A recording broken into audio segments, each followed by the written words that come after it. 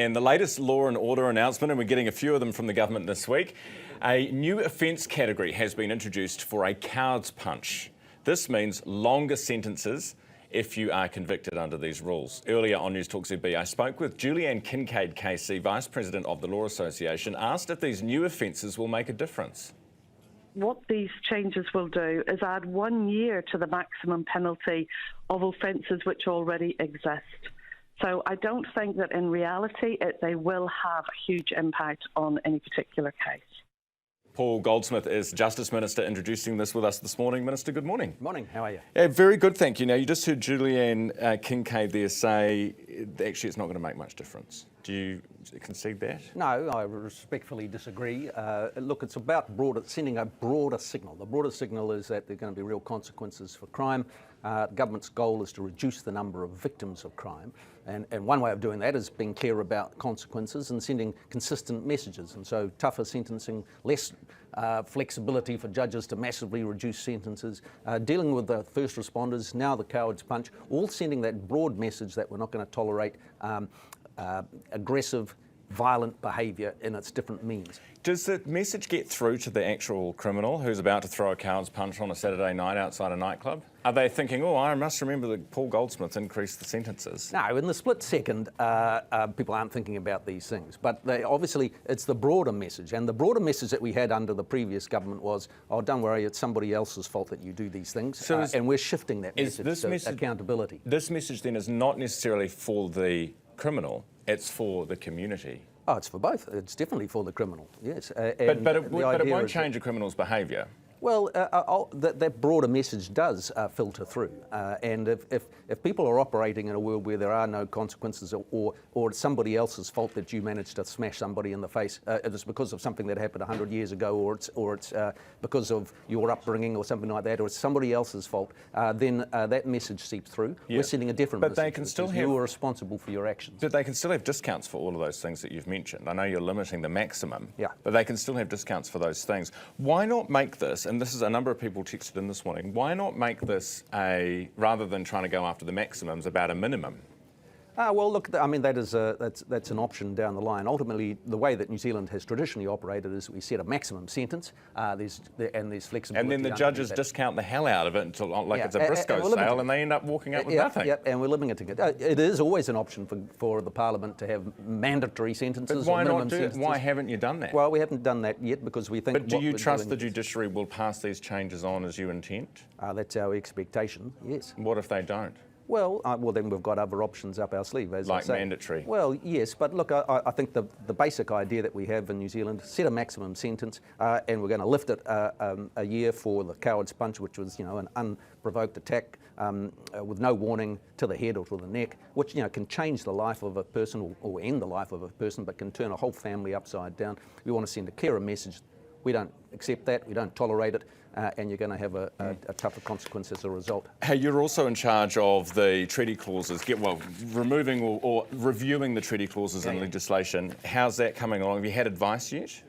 Yes, well, I've had some, the Ministry of Justice is collating all the various efforts across legislation that's broad from education through to a whole bunch of other areas. What does the advice tell you, to pull them out?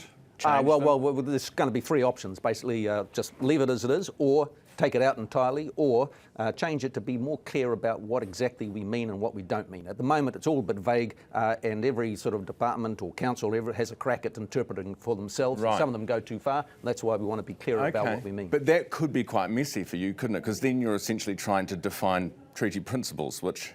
No. We're just saying... which has been a bit fraught of late. Yeah. Well, look, it's not an easy area, I don't, for a moment. And my broad philosophy in all this space is that we recognise treaty commitments, but we never lose sight of the basic principle that in a modern democratic society, we should all have equal rights and equal say in what happens in our community. And so trying to navigate your way between recognising treaty rights and that broader basic expectation is what we're trying to achieve. Do you think we'll probably end up leaning towards altering or rewriting or at least being clear about what the principles are? Yeah, and some of them, absolutely. Okay. All right. Appreciate your time this morning, Minister. Thanks so much for coming in. That's Paul Goldsmith, the Justice Minister. Reaction this morning from friends and teammates of the late Falvake, the MMA fighter who lost his life after being hit in 2021. Mike Angove is a board member at Walk Without Fear Trust, which was set up in memory of Fa, who's with us this morning. Mike, thank you so much for coming on the program. What's your reaction? Because we hear from the lawyers on one hand that this actually may not lead to hugely increased sentences, and then from the government on the other that it's important we send a message. What's your take on this?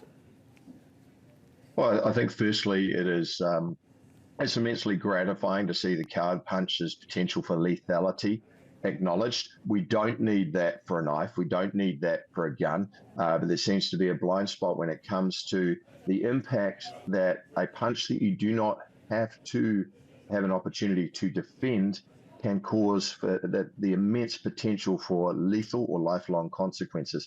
So we can argue as much as we want about the grievous bodily harm laws and the different laws, but there should be no argument as to the lethal intent that kind of act has.